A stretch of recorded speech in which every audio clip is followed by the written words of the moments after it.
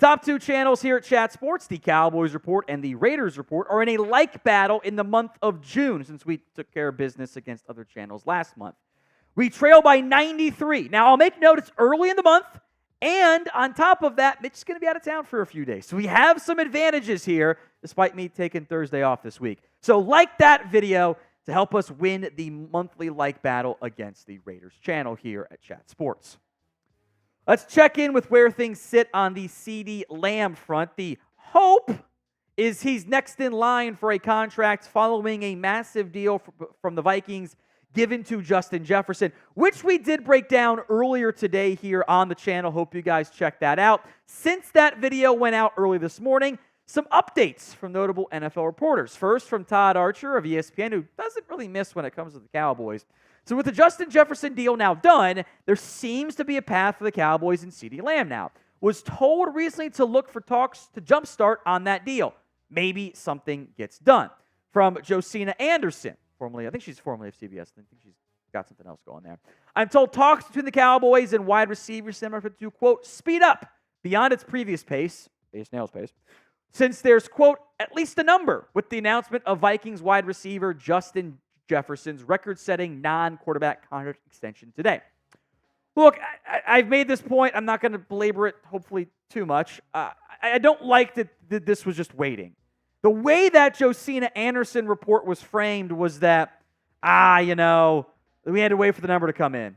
But we have spent time on this. People smarter than us around the NFL media landscape spent time on, Jefferson's probably going to be the highest paid non-QB.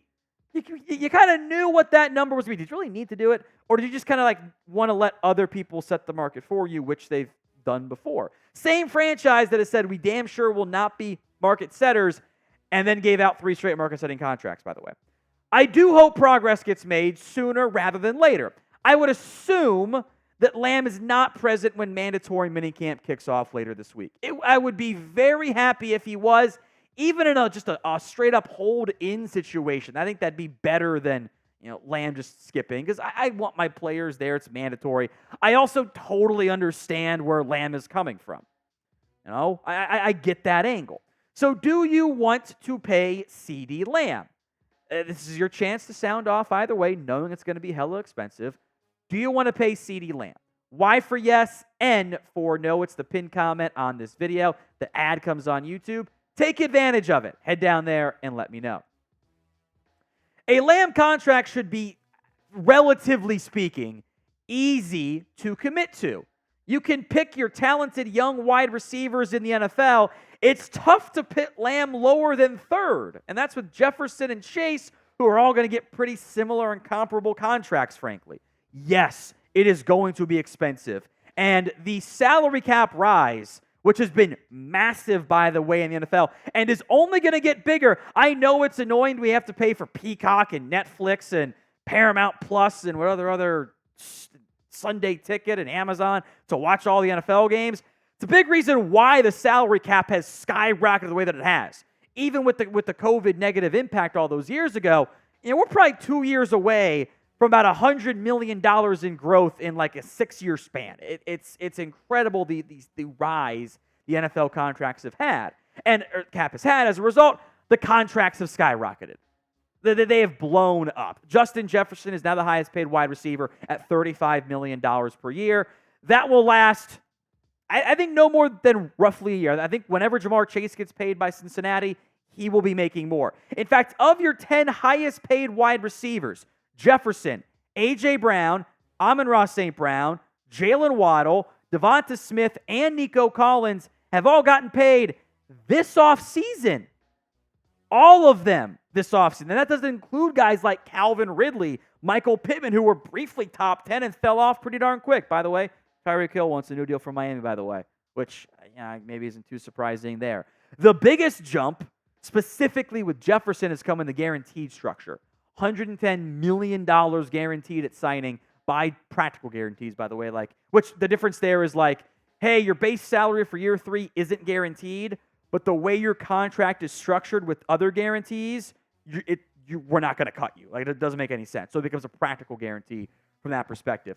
Massive jump there.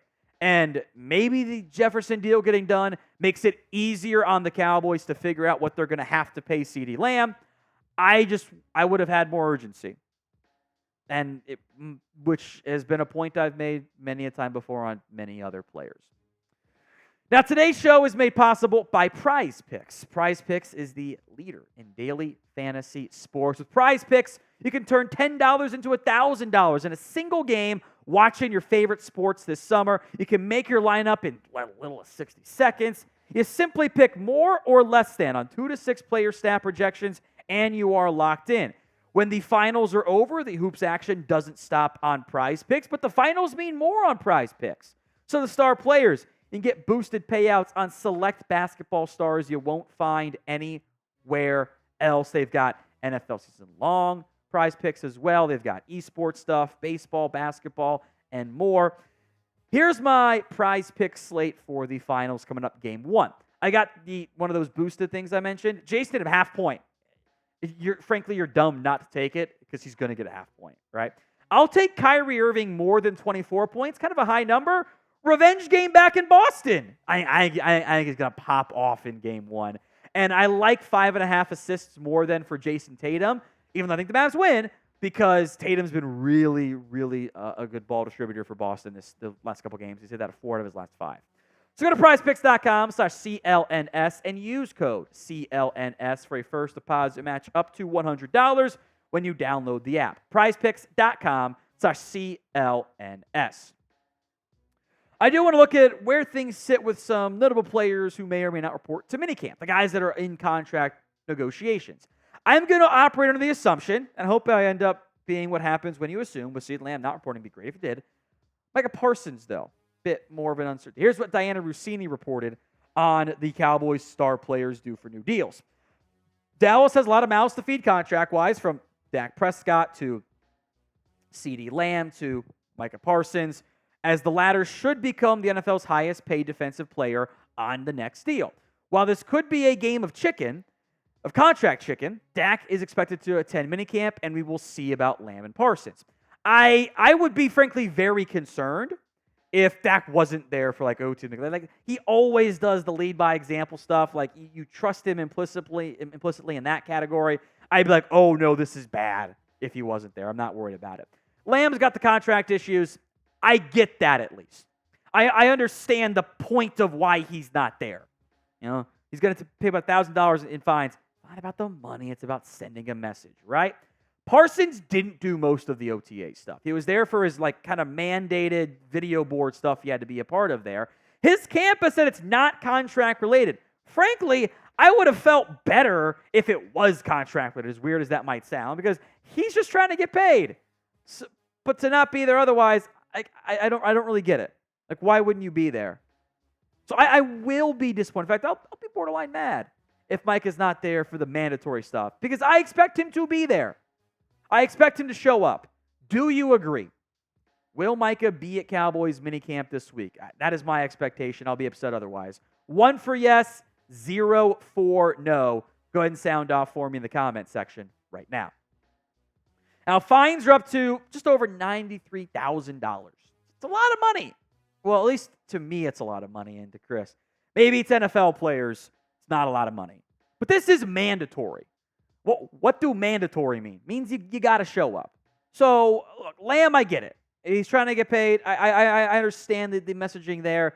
If Micah doesn't show up, I'm going to assume this is contract related. That's a whole different can of worms. That'd be very different than what all the different parties involved, media, Cowboys, Micah's camp, have engaged in. And look, the reality is you're going to pay near, if not actual, highest paid non-quarterback money for CeeDee Lamb, and you'll probably do the exact same thing for Justin Jefferson, or for Micah Parsons, by the way. Now, the, nice part, so to speak, is that's not going to last very long.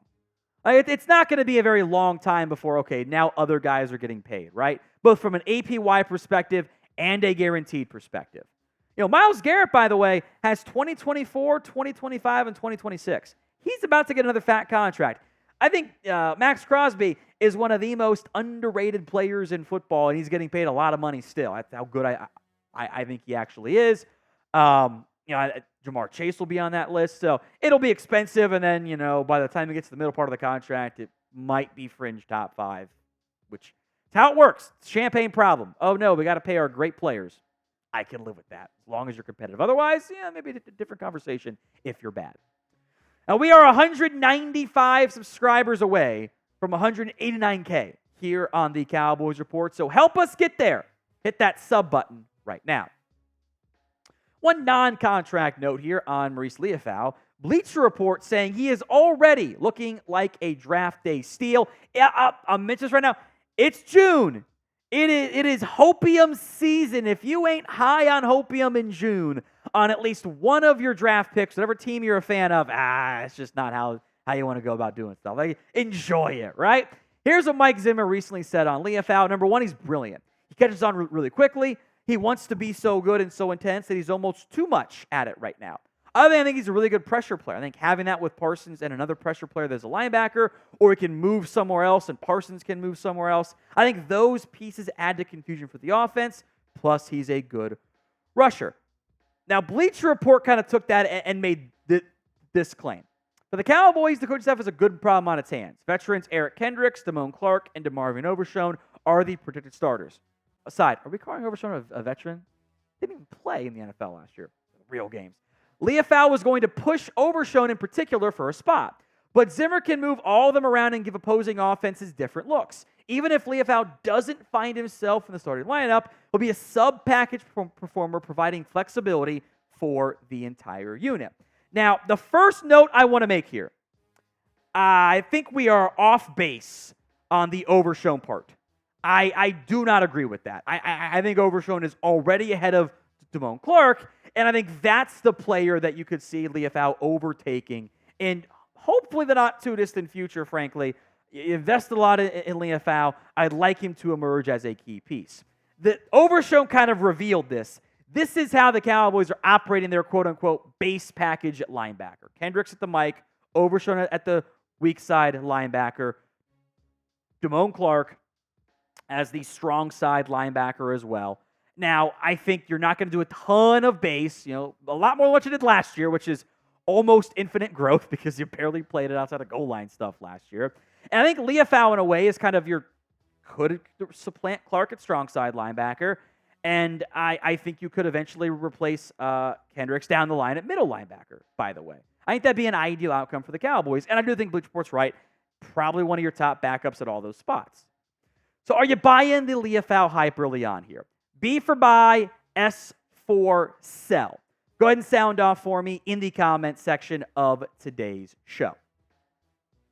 Liufau did blitz a little bit at Notre Dame, 3 sacks. I think some of the limited opportunities kind of keep those numbers down. He did move around a lot. That's why I like some of the flexibility angles that he offers there. Not a ton of impact splash plays, but didn't get a ton in coverage either. Was very steady for Notre Dame. Here are my final thoughts on this. June hopium, enjoy it. It's fun. I want this to be true, and I hope that it is. I will also say Bleacher Report wrote almost the exact same article on Nahshon Wright. So, and then the last time the Cowboys did such an outlier relative to the draft consensus, which draft consensus isn't perfect either, by the way. Last time they did that on the consensus board, the pick like Liufau was Nahshon Wright. So I hope it's not the case. I tend to trust Zim a decent amount here. I don't think Dan Quinn was actually a great drafter, and he got too much influence there. Hopefully this ends up being a good thing for the Cowboys.